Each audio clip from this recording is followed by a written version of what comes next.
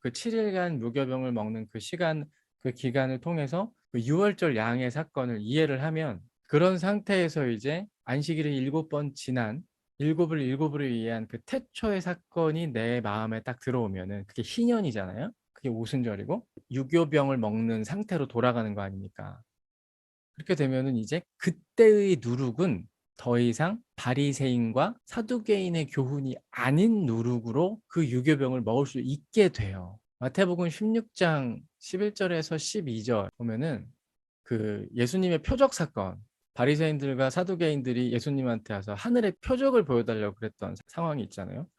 그 전에는 오병이어 사건이 있었고, 그 오병이어 사건이라는 표적을 보고 이제 바리새인 사두개인이 와갖고 또 예수를 이제 찔러보는 거 아닙니까? 너 한 번 더 해봐봐. 그런 거 하늘의 표적을 한 번만 더 해봐봐.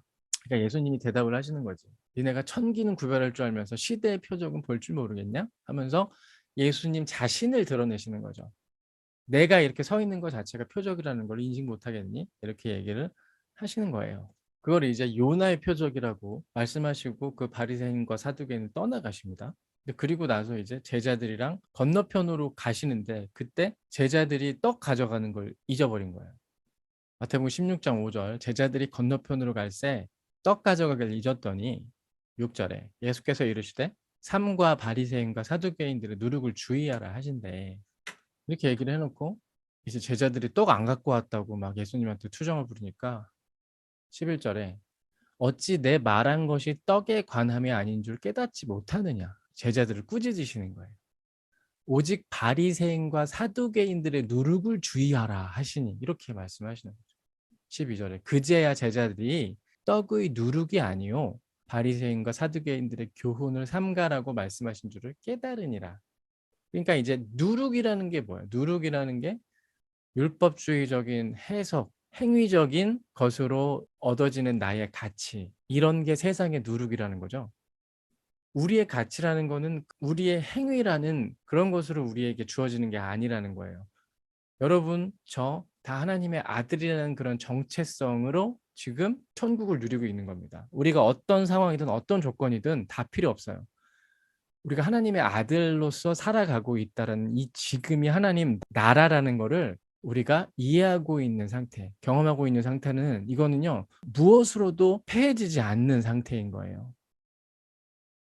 부동산이 너무 치솟아서 집을 못 사는 형편이 돼도, 아무리 주식이 곤두박질을 쳐도, 아무리 비트코인으로 집안이 폭삭 망해도 내가 하나님의 아들로서 세상을 살아가고 있고 그의 십자가 안에 연합되어 있는 인생으로서의 경험을 하고 있다는 거는 변하지 않는 사실이라는 거예요.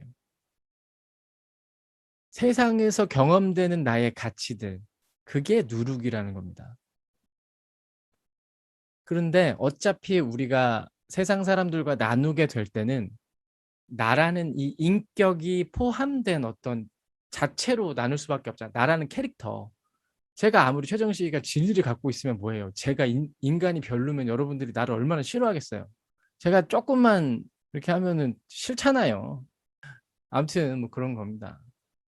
그러니까 그 유교병적인 모습 또한 무교병으로서 해석할 수 있는 상태를 경험할 수밖에 없는 게 세상이잖아요. 어쩔 수 없다라는 걸 현경이 너무 잘 아는 거지. 어. 그러니까 우리 보고 죽어 죽어 그런다고 우리 못 죽는다는 것도 성경이 너무 잘 알고, 우리 보고 세상 게 가치 없다라는 걸 아무리 얘기한다고 해도 우리는 이 누룩 섞인 세상의 어떤 모습 안에서 각자의 방언을 터뜨릴 수밖에 없는 그런 상태라는 것도 너무 잘 알아요. 근데 그런 것들을 초월하는 그 경험을 주는 거예요. 유교병 이전에 무교병을 통해서, 무교병 이전에 유월절 양을 통해서, 그 유월절 양 이전에 태초의 하나님의 사랑을 통해서, 그 사랑이 담겨져 있는 여러분이라는 걸, 여러분들의 인생의 불가능함을 경험하시면서 깨달으시라는 거죠. 그게 쉽지는 않고 세상에서 들을 땐 개소리일 수밖에 없는 이런 말이지만 그게 중요하다는 이야기를 할 수밖에 없는 겁니다. 누룩이라는 건 그런 겁니다. 그래서 우리가 유교병을 무교병으로 먹을 수 있는 상태를 알아야 한다는 거고요.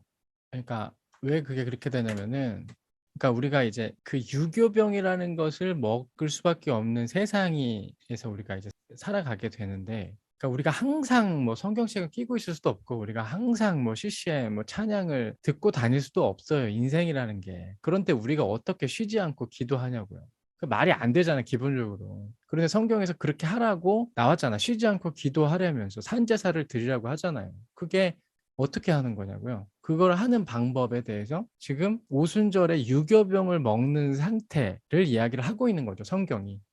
7을 7로 이해한 상태에서 유교병을 먹는 나의 상태라는 거는 반드시 그 전에 7을 설명하는 그 무교병의 상태를 반드시 지나쳐야 하는 거고, 그 무교병의 상태라는 거는 반드시 그 전에 그 유월절 어린 양의 죽음이라는 그 사건을 통해 내가 죽어야 될 그 죽음을 대신 죽어준 그 예수의 죽음이 먼저 이해가 된 상태여야 된다는 거죠. 그러니까 일단은 그걸로 아래 것으로 받아 먹다 보면은 이게 점점 위에 것으로 올라가는 그림인 거예요.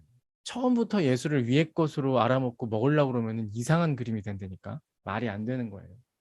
그러니까 제가 여러분들한테 십자가의 죽음을 그렇게 강조하지 않는 이유는, 그러니까 표면적으로 이야기할 때 여러분한테 막 "여러분의 육은 십자가에서 이미 다 해결된 겁니다." 이런 얘기 잘 안 하잖아요.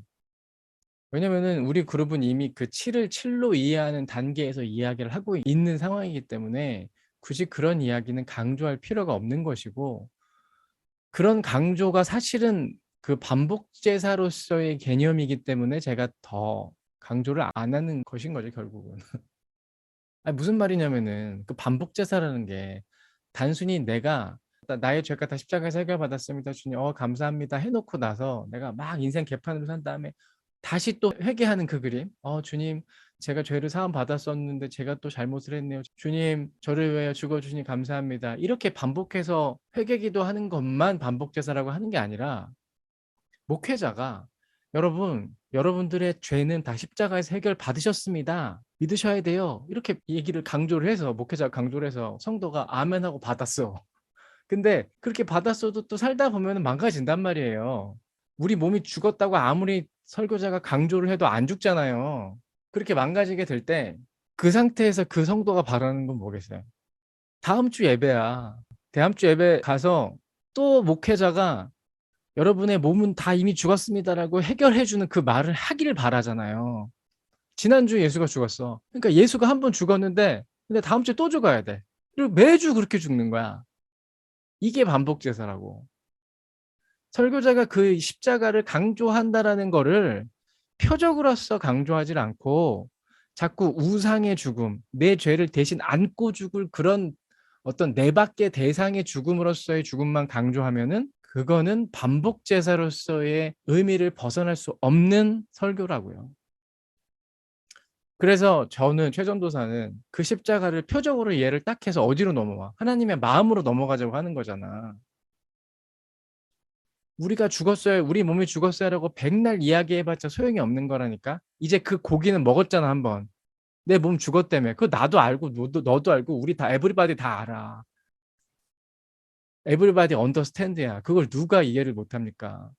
근데 그거를 그렇게 강조해 갖고 막 우격다짐으로 소리 지르고 막 다그쳐 가지고 죽이는 그런 죽음 따위는 없다고요.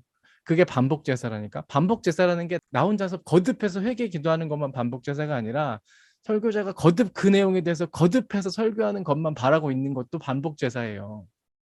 그것을 이해를 잘 하셔야 돼요. 그러니까 반드시 그 유월절 고기로서의 경험을 한번 우리가 하면, 한번 우리가 다 한 상태잖아. 아니 기독교인 중에 그거 안 한 기독교인이 어디 있어 사실. 솔직한 얘기로. 알잖아 기본적으로. 아는데 이제 그 아는 게 어떤 것인지를 그 의미를 내용을 줘야지 내용을. 그 예수님이 십자가에서 죽었다. 우리 죄를 안고 죽었다는 내용이 아니에요 그거는. 내용을 나타내기 위한 표적이에요. 표적, 표시. 그러니까 최전도사는 그 이제 그 표적, 표시를 떡으로 바꾸는 방법을 쓰는 거죠. 떡으로 바꾸려고 그러면 어떻게 해야 돼?